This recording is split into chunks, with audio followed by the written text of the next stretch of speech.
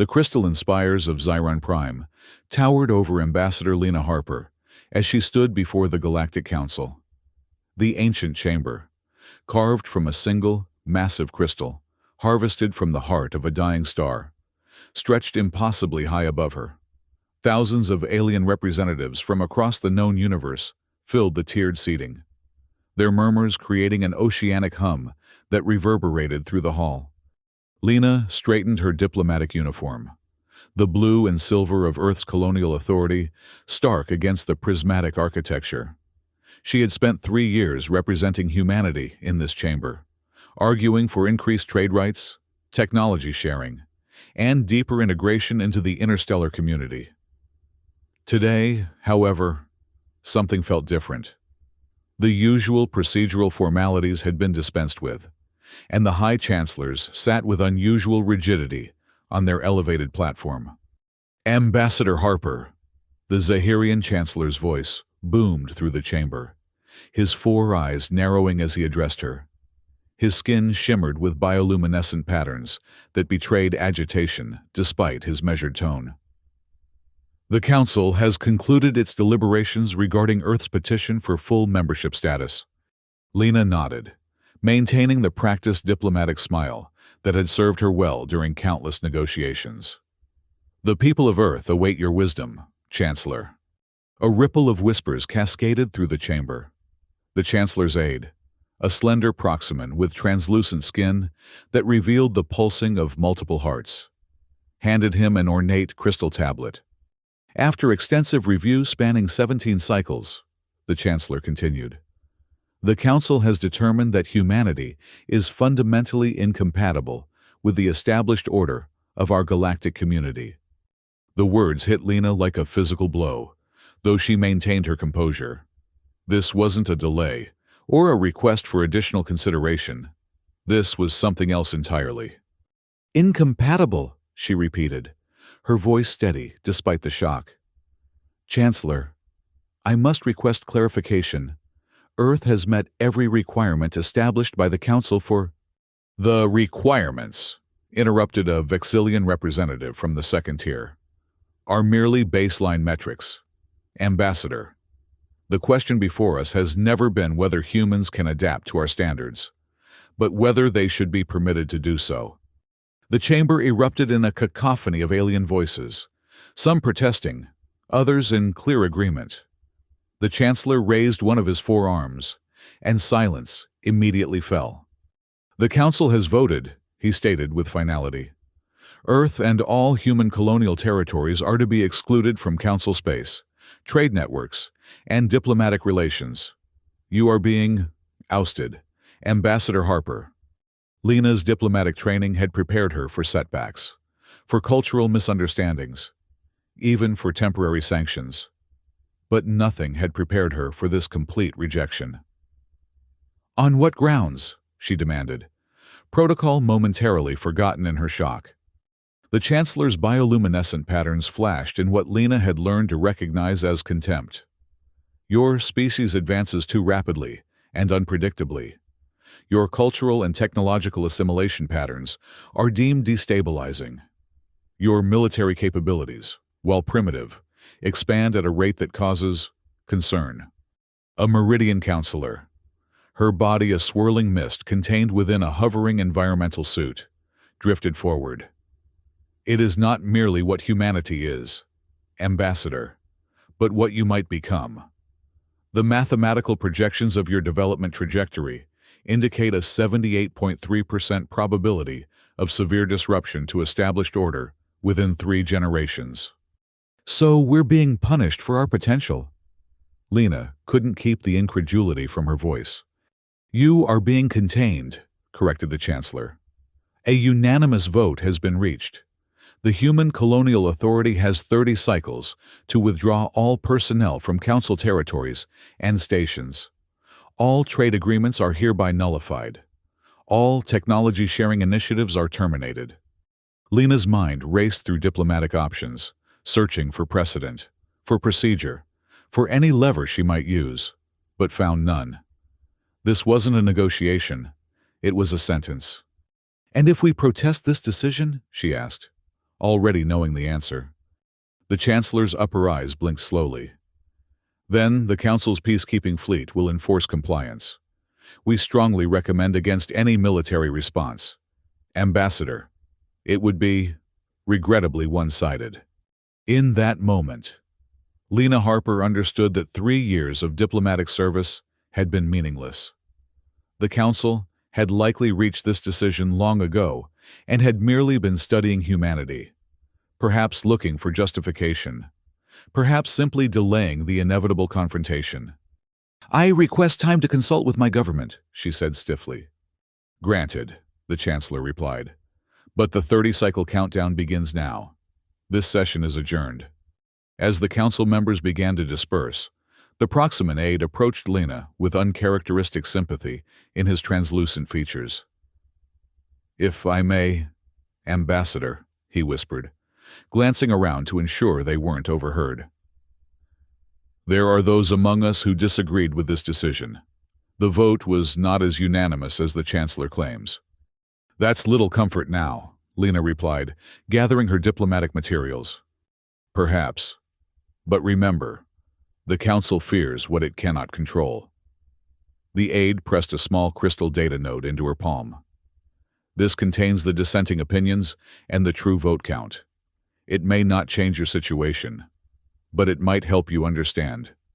Lena slipped the node into her pocket. "Thank you."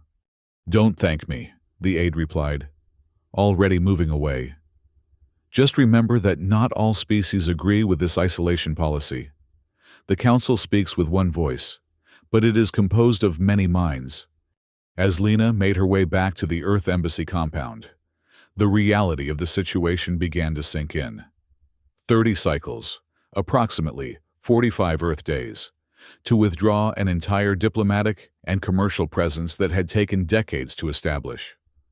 It was an impossible timeline, clearly designed to force humanity into failure and provide justification for military intervention. In her private quarters, she activated the secure quantum link to Earth. The face of Senator Anaya Saul, head of the Colonial Authority's Diplomatic Committee, appeared on the holographic display. The senator's dark eyes widened as Lena relayed the Council's decision. "This is unprecedented," Senator Saul said when Lena had finished. "Even during the Proximan Schism, there was never a complete expulsion." "The Proximans weren't seen as a threat," Lena replied bitterly. "We are." "A threat? We've barely established colonies on a dozen worlds. Our faster-than-light capabilities are generations behind most Council species. Our military consists of a handful of patrol vessels. It's not about what we are, Senator. It's about what they believe we could become." Lena held up the crystal data node. "According to this, their predictive algorithms show humanity dominating significant portions of the galaxy within a century if left unchecked." Senator Saul's expression hardened. "Then they've made a critical error. By cutting us off, they've removed the only restraints on our development." "What do you mean?" "For 20 years, we've been modifying our technology to conform to Council standards, limiting our military expansion to meet their comfort levels, adapting our colonial practices to their ancient protocols." The senator leaned forward. "Perhaps it's time humanity charted its own course." "You can't be suggesting we defy the Council openly. Their combined fleet." "I'm not suggesting open defiance, Ambassador. I'm suggesting strategic independence."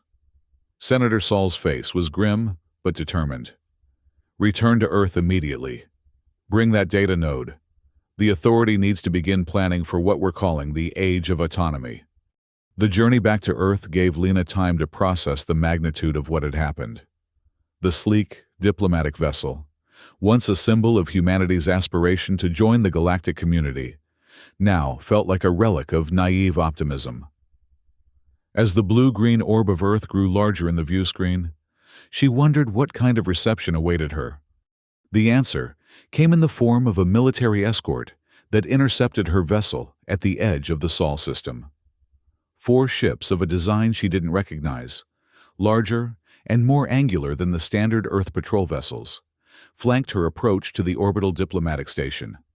"Ambassador Harper," came the transmission from the lead vessel. "This is Admiral Rafael Cruz of the newly commissioned Horizon Fleet. Welcome home. The Authority leadership awaits you on Earth Prime Station."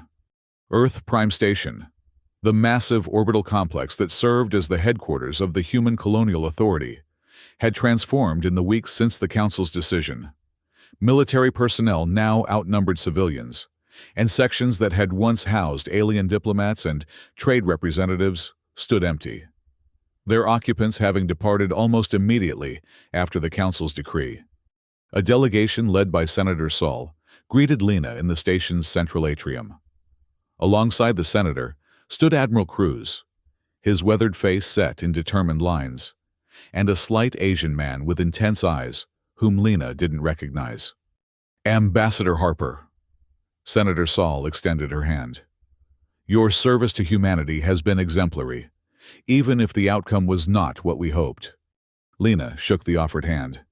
"I failed, Senator. 3 years of diplomatic work, undone in a single session." "You didn't fail," the senator corrected.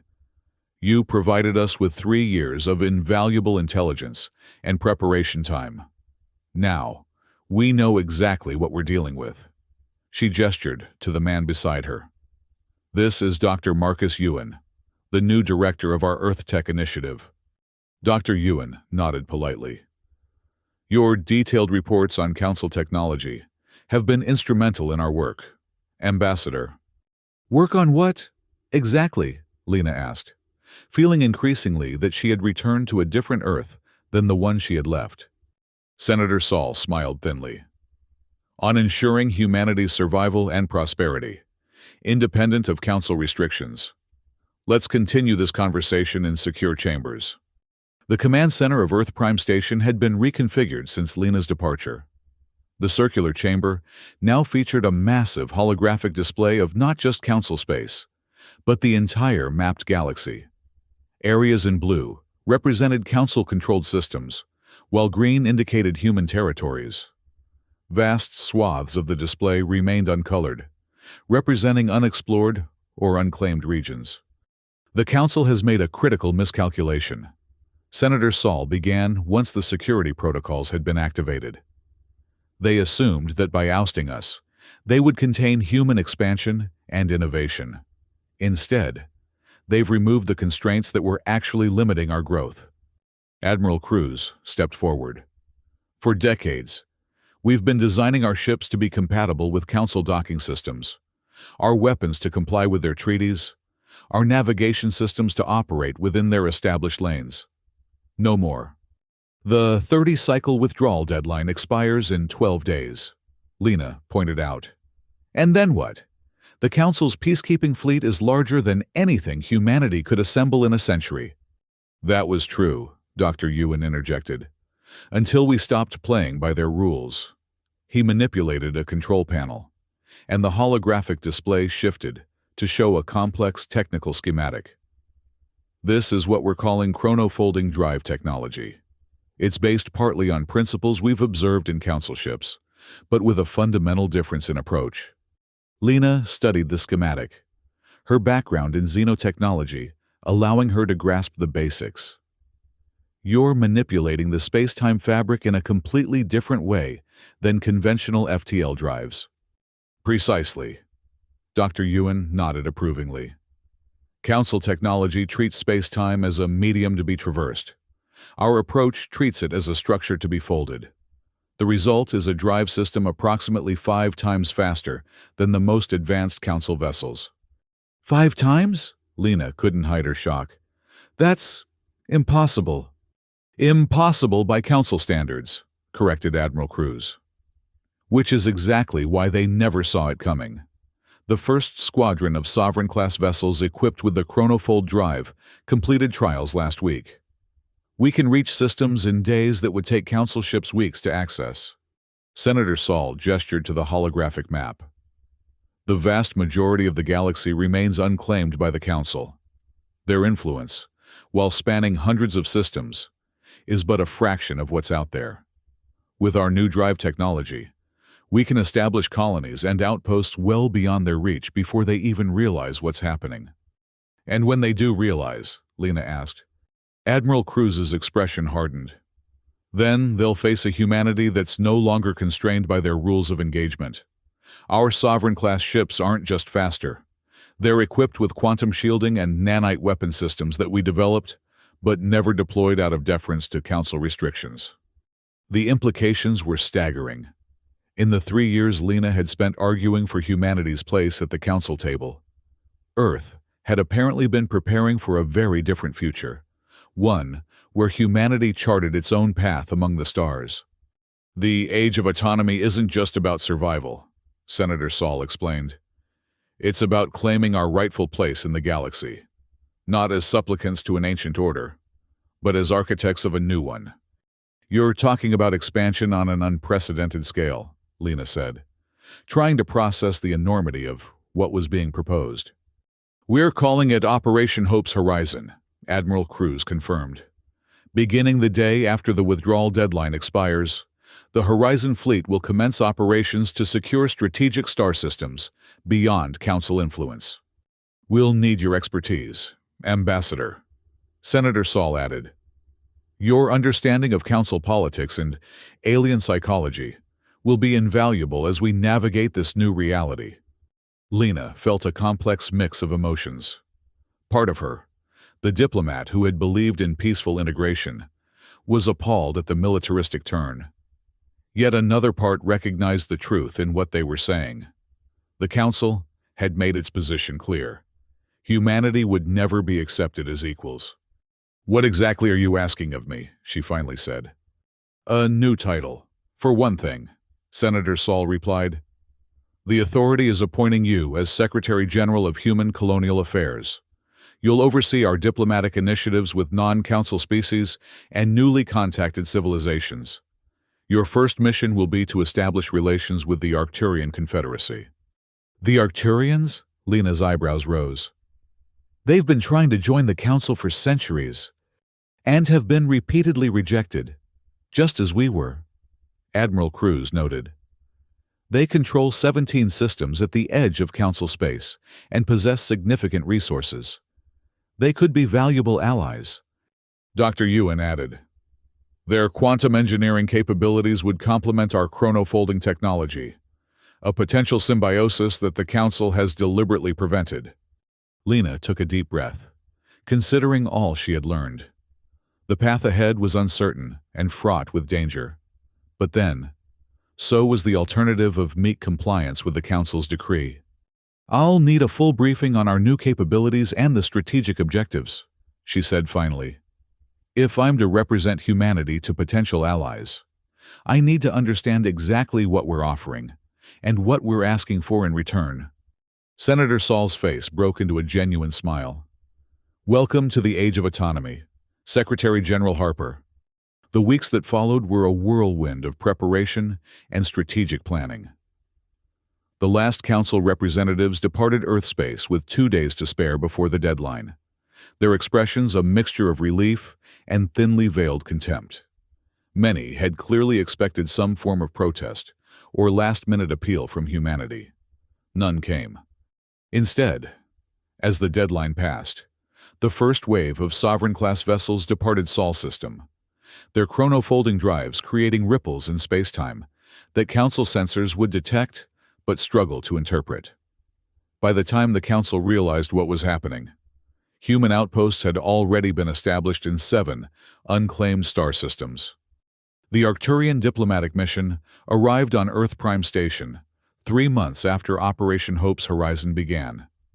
The tall, diaphanous beings moved with a flowing grace that belied their formidable technological capabilities. Lena, now fully into her role as Secretary General, led the negotiations personally. "The Council's isolation policy has limited Arcturian development for generations," stated the Arcturian Prime Delegate, his translucent form shifting colors as he spoke. "Your species' willingness to challenge their dominance is refreshing." "We seek partners, not subjects," Lena replied. "An alliance of equals based on mutual benefit, rather than the Council's hierarchical structure. And what benefits do humans offer that the Council does not? Lena signaled to her aide, who activated a holographic display showing the chronofolding drive in operation. Unrestricted access to our propulsion technology. For one, joint colonial rights in newly claimed systems. Defensive pacts against Council interference. The Arcturian delegates conferred among themselves, their bodies shifting through spectrums of color that Lena had learned to interpret as excitement. The Council has restricted our expansion to our current 17 systems for 300 years, the Prime Delegate said finally. They claim resource management concerns, but the truth is far simpler. They fear our potential growth, just as they fear yours. Then perhaps it's time both our species realize that potential, Lena suggested. The Arcturian-Human Accord was signed the following day, the first formal alliance between humanity and a non-Council species. Similar agreements would follow with the Tau Ceti Collective and the Deneb Synarchy over the next 6 months. Not all expansions went as smoothly. In the Proxima Centauri system, a Council patrol fleet encountered a human colonial expedition. The ensuing confrontation brought Lena face-to-face with Council representatives for the first time since Earth's expulsion. The communication came through as she was reviewing progress reports in her office on Earth Prime Station. The holographic display flickered, and the face of the Zahirian Chancellor himself appeared. "Secretary General Harper," he said, his tone somewhere between surprise and disdain. "I confess I did not expect to be addressing you again so soon." "Chancellor," Lena acknowledged coolly. "To what do I owe this unexpected communication?" "A Council peacekeeping fleet has encountered human vessels in the Proxima Centauri system. Vessels of a design unknown to us, utilizing technology that appears to violate several Council conventions. Proxima Centauri is humanity's nearest stellar neighbor," Lena replied. "Our presence there predates Earth's contact with the Council. As for our technology, since you've ousted us from the Council, we are no longer bound by its conventions." The Chancellor's bioluminescent patterns flashed in angry patterns.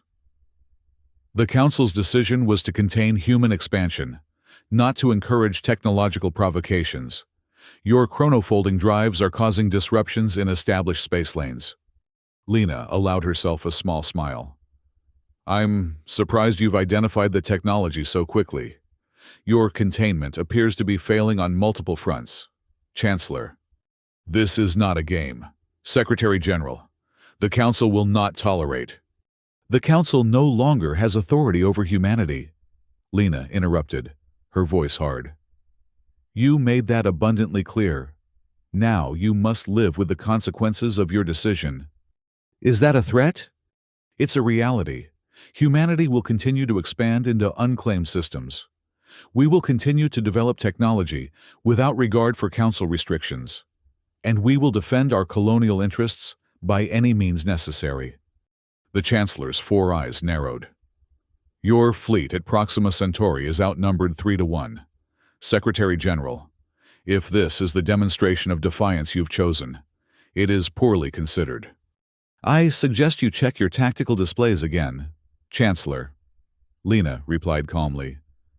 "Admiral Cruz has been expecting this confrontation."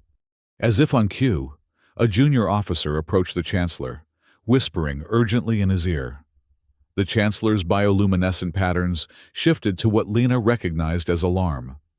30 additional vessels have just arrived in the Proxima system, he said, his voice tight. "The speed of their arrival is concerning. Chronofolding has its advantages," Lena noted. "Now, shall we discuss the situation like rational beings? Or would you prefer a demonstration of humanity's other technological developments?" The confrontation at Proxima Centauri ended without bloodshed, but the message had been sent. Humanity would not be easily intimidated or contained. The Council, for the first time in centuries, found itself facing a species that could move faster, expand more rapidly, and potentially match their military capabilities. Over the next year, Operation Hope's horizon accelerated. Human colonies sprang up in over 30 star systems. many in regions the Council had long considered too distant or resource-poor to be worth claiming. With chronofolding technology, distance was no longer the barrier it once was, and human innovation quickly found ways to extract value from worlds the Council had dismissed. The Arcturian alliance proved particularly fruitful. Their quantum engineering expertise, combined with human chronofolding principles, led to breakthroughs in shield technology and communication systems that further widened the technological gap with the Council.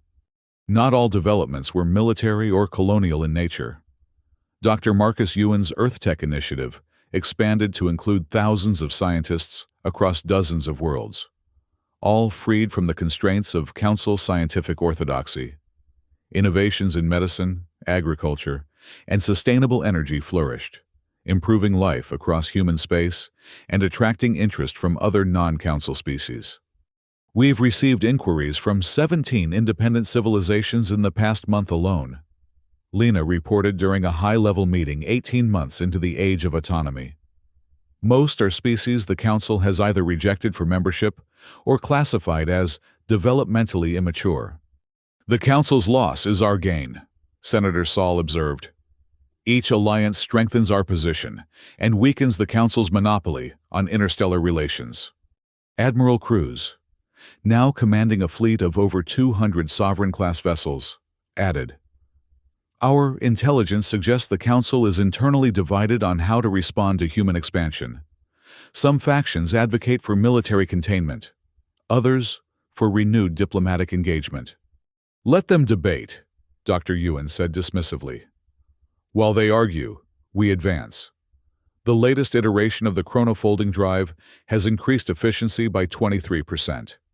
Our newest colonies in the Cygnus Arm will be established months ahead of schedule." Lena studied the holographic map, which now showed human-controlled or allied systems in green, spreading across multiple spiral arms of the galaxy. The blue of Council space, once seemingly all-encompassing, now appeared as just one faction among many. "They'll make a move eventually," she cautioned. "The Council has existed for thousands of years. They won't accept a fundamental shift in the galactic order without resistance." Her prediction proved accurate sooner than expected.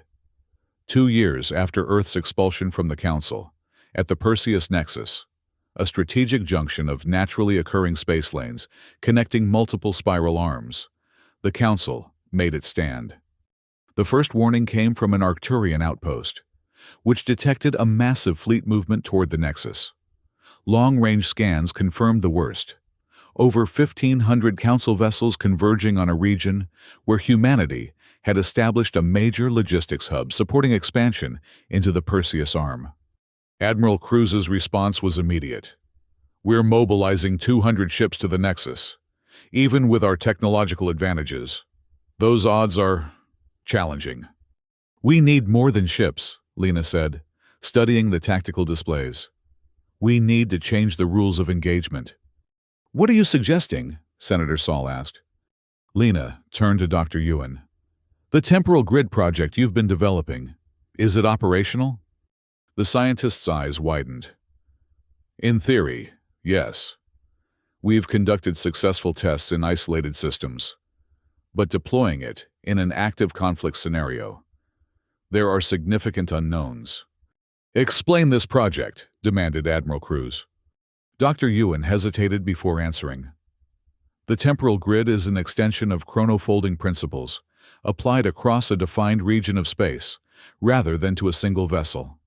In effect, it creates a localized temporal distortion that, well, simply put, it slows time for everything within the grid except the controlling vessels." "You're talking about freezing an enemy fleet in time," Senator Saul said incredulously. "Not freezing," Dr. Ewan corrected. "Slowing. By a factor of approximately 100. What seems like seconds to them would be minutes or hours for us." Admiral Cruz's weathered face broke into a rare smile. "That would certainly change the tactical equation." "It's never been deployed at the scale you're suggesting," Dr. Ewan cautioned. "The power requirements are enormous, and maintaining the field stability across such a large area—" "What do you need to make it work?" Lena asked directly. Dr. Ewan considered for a moment. 10 Sovereign-class vessels modified to generate and maintain the field. They won't be able to engage in combat. All their systems would be dedicated to the temporal grid. That leaves 190 ships to engage 1,500, Admiral Cruz noted. Better odds than before, but still daunting. If the grid works as designed, those 1,500 ships will be effectively neutralized for the duration of the engagement, Dr. Ewan pointed out. Your concerns would be the Council vessels outside the grid's effect. Lena made her decision. Prepare the temporal grid. Admiral, coordinate with Dr. Ewan to modify the required vessels. I'll lead the diplomatic team personally. If we're going to make a stand, let's make it one the Council will never forget. The Battle of Perseus Nexus began with a standoff. The Council fleet, arrayed in the traditional crescent formation that had served them for millennia, faced the much smaller human battle group across the vast emptiness of space. At the center of the human formation, 10 modified Sovereign-class vessels maintained position in a precise geometric pattern. Lena, aboard the flagship Defiance, opened communications with the Council commander, a Meridian admiral whose misty form seemed to pulse with anticipation of the coming conflict. This is Secretary General Lena Harper of the Human Colonial Authority. Your fleet has entered territory claimed under the Perseus Accords. State your intentions. The Meridian's response was immediate and predictable. Human vessels are in violation of Council containment directives. You will power down your systems and prepare to be escorted back to Sol system. This is your only warning. Lena exchanged glances with Admiral Cruz, who stood beside her on the command deck. Typical Council arrogance, he muttered. They still think they're addressing a primitive species begging for scraps at their table. Then, let's educate them, Lena replied, before turning back to the communication array. Admiral, the Council's authority ended when you expelled humanity from your ranks. We claim the Perseus Nexus by right of settlement and development. It is your fleet that trespasses. You have 30 seconds to comply with our directive, the Meridian responded, or we will open fire. Lena cut the communication and turned to the tactical display. Dr. Ewan, status of the temporal grid? The scientist's voice came through the comm system from his position aboard one of the modified vessels. Grid vessels in position, field generators charged and synchronized, awaiting your command. Lena took a deep breath. What she was about to authorize wasn't just a defensive measure. It was a declaration that humanity would never again be subjugated by the Council's arbitrary rules and restrictions. The Council has made its choice, she said firmly. Admiral Cruz, deploy defensive formations. Dr. Ewan, activate the temporal grid on my mark. She paused, watching as the Council fleet began to move forward, their weapon systems powering up in a cascading wave of energy signatures. Mark. The effect was unlike anything Lena had witnessed in her years of diplomatic service and military command. The 10 grid vessels pulsed with blinding energy that seemed to bend the very fabric of space around them. A shimmering field expanded outward, encompassing the advancing Council fleet. To the human observers, the enemy vessels appeared to slow dramatically, their movements becoming sluggish and predictable. Grid stability at 93%. Reported Dr. Ewan, his voice tense with concentration. Temporal differential achieving target levels. Council vessels now experiencing time at approximately 1/100th normal rate. Admiral Cruz wasted no time. All combat vessels. Execute pattern Epsilon. Target propulsion and weapon systems only. I want those ships disabled, not destroyed. The human fleet surged forward, moving with seemingly impossible speed compared to their nearly frozen opponents. Precision strikes disabled Council vessels one after another, their defensive systems unable to adapt quickly enough within the temporal distortion. Remarkable, Lena murmured, watching the tactical display as the battle, if it could even be called that, unfolded. What might have been a desperate last stand against overwhelming odds had become an unprecedented victory in the making. The Council vessels at the edges of the temporal grid, less affected by the distortion, attempted to regroup and coordinate a response. It was too little, too late. Within what seemed like minutes to the human forces, but would have been mere seconds to the Council commanders, over half the massive Council fleet had been neutralized. "We're detecting multiple high-energy signatures approaching from Sector 7, announced the sensor officer. "Configuration matches Council Supreme Court vessels." Lena and Admiral Cruz exchanged surprised glances. The Council Supreme Court, the highest authority in Council space, rarely involved itself directly in military actions. "The Council must be truly desperate to deploy their justices," Cruz observed. "Or they're finally ready to acknowledge reality," Lena countered. "Dr. Ewan, begin scaling back the temporal grid. Let's allow our visitors to arrive at normal speed." The arrival of the Supreme Court vessels changed the dynamic of the confrontation. Unlike the military fleet, these ships made no aggressive moves. Instead, they maintained position at the edge of the battle zone, broadcasting on all frequencies. "This is High Justice Zolanthe of the Galactic Council Supreme Court," came the transmission. "We request parley with Secretary General Harper under the ancient laws of conflict resolution." Lena considered her options. The battle was effectively won. Continuing would only result in unnecessary casualties. Yet, surrendering the advantage entirely seemed foolish.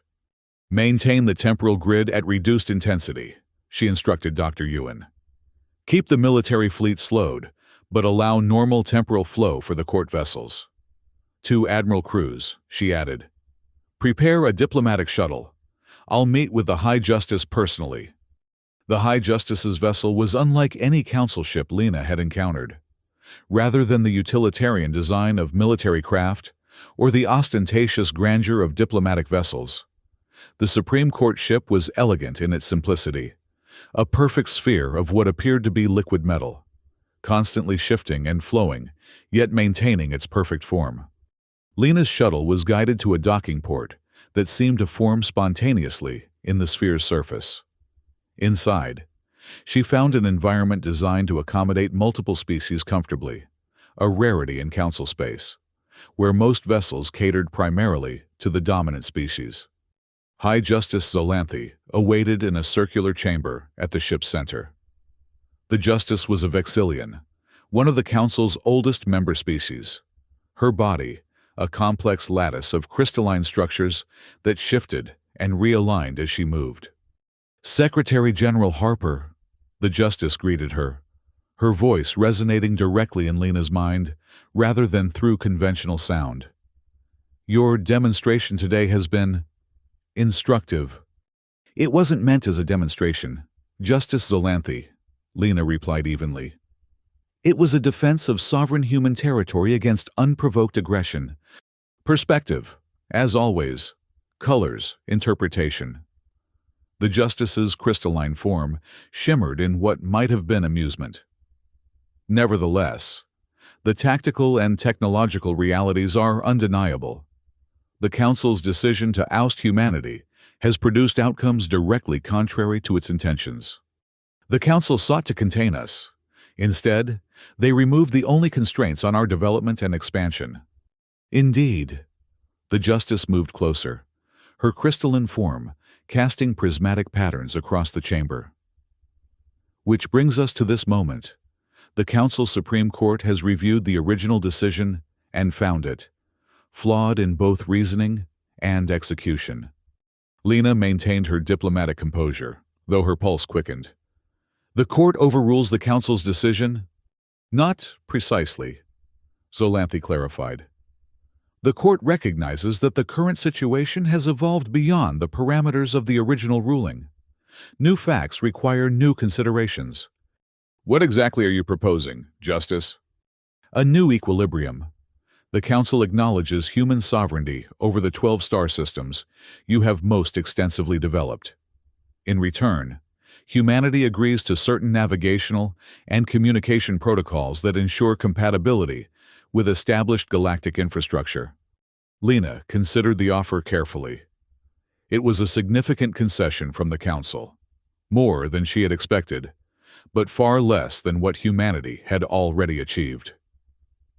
And the other 38 systems where we've established outposts or colonies? The alliance with the Arcturians and other independent species? The court proposes a phased integration process, Zolanthe replied. Systems with substantial human presence would be evaluated individually for recognition. As for your alliances, they complicate matters, but are not insurmountable obstacles. You're offering to bring us back into the fold, Lena observed. On what terms? As supplicants? As junior members subject to the same arbitrary restrictions that led to our expulsion? The Justice's crystalline structure reconfigured slightly. As equals, Secretary General. The temporal grid your vessels deployed today has demonstrated that humanity can no longer be treated as a developing species, to be managed and contained. The Council must adapt or face obsolescence. Equality isn't just about recognition, Lena pressed. It's about representation and voice in decisions that affect all species. Which is why the court proposes a reformation of the Council's governance structure. Zolanthe stated. A new body, the Alliance of Autonomous Civilizations, with humanity holding a permanent position as vice chair. The offer was unprecedented. In thousands of years of Council history, no species had ever been elevated so quickly to leadership status.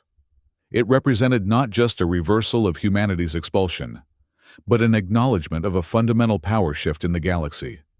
I'll need to consult with my government, Lena said finally.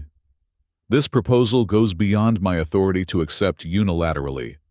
Of course, the Justice gestured, and a small crystalline object floated toward Lena. The full terms are contained here. We await your response. In the meantime, I trust you will order the deactivation of your temporal grid and the withdrawal of your combat vessels. Once your military fleet has departed the Perseus Nexus, Lena countered. We remain cautious about Council intentions. Justice Zolanthe. A reasonable precaution, the Justice acknowledged. It shall be as you request. The negotiations that followed stretched over months, with the Perseus Peace Accord eventually signed aboard Earth Prime Station 15 years after humanity's initial contact with the Council. The terms were far more favorable than anything Lena could have imagined during her years as ambassador. Full recognition of human sovereignty over 57 star systems, leadership position in the newly formed alliance, and unrestricted technological development rights. In 2250, 15 years after the Council's attempt to oust humanity from the galactic community, Lena Harper stood at the observation deck of the new Alliance headquarters, orbiting Xiron Prime. The crystalline spires that had once symbolized the Council's ancient and immutable authority now shared the skyline with the sleek, dynamic architecture of human and Arcturian design. Admiral Cruz, his hair now more gray than black, joined her at the viewport. Quite a view, he remarked. Hard to believe this is the same place where they told us we weren't welcome. The galaxy changes, Lena replied. Even civilizations thousands of years old must adapt or perish. Some might say we forced that adaptation, Cruz observed. We accelerated it, Lena corrected. The Council's structure was already failing. Species like the Arcturians and the Tau Ceti Collective had been pushing for reforms for centuries. We just provided the catalyst. The Admiral chuckled. That's a diplomatic way of describing the establishment of the human empire. Lena smiled at the term. Empire had begun as a Council insult, a way to characterize human expansion as aggressive and domineering. Over time, humanity had embraced it, redefining it as a symbol of innovation and self-determination rather than conquest. The human empire now encompasses over 100 star systems, she acknowledged. But our strength isn't in territory. It's in alliances and innovation. The new alliance governance model has already attracted 23 previously independent species to join. And the Council hardliners? Adapting, slowly. The Zahirians still resent our position, but they're pragmatic enough to recognize the benefits of cooperation. The Meridians have become surprisingly strong advocates for further reforms. Their conversation was interrupted by a young aide. Vice Chair Harper, the Alliance Assembly will begin in 30 minutes. The Arcturian Prime Delegate requests a brief conference beforehand. Lena nodded. Thank you. I'll be there shortly. As the aide departed, Cruz turned to her with a knowing look. Still not used to the title? It's been 3 years, she admitted. But no, not entirely. Sometimes I still feel like that ambassador standing before the council, trying to convince them that humanity deserved a place at their table. And now they sit at ours, Cruz observed. Lena's gaze drifted to the blue-green orb of Earth, visible as a bright point of light from this distance. From that single world, humanity had spread across 100 systems, transformed the balance of power in the galaxy, and created a new order based not on ancient traditions, but on innovation and mutual respect. Not our table, Admiral, she corrected gently. A new table, built together. That was always the goal. Not dominance, but partnership. Not an empire of conquest, but one of possibility. As she prepared to depart for the assembly, Lena reflected on the irony that had shaped her life's work. The Council's attempt to contain humanity had instead unleashed its full potential. Their fear of what humans might become had created the very future they had sought to prevent. The human empire, born not from ambition for power, but from the simple desire to chart its own course among the stars, had indeed become the most powerful force in the galaxy, not through conquest or subjugation, but through the very qualities the Council had feared: adaptability, innovation, and the relentless pursuit of a better future. And as Lena Harper took her place as Vice Chair of the Alliance of Autonomous Civilizations, she carried with her the lesson that had defined the age of autonomy. True strength comes not from isolation, but from the courage to forge new paths and the wisdom to share them with others, ready to journey alongside you.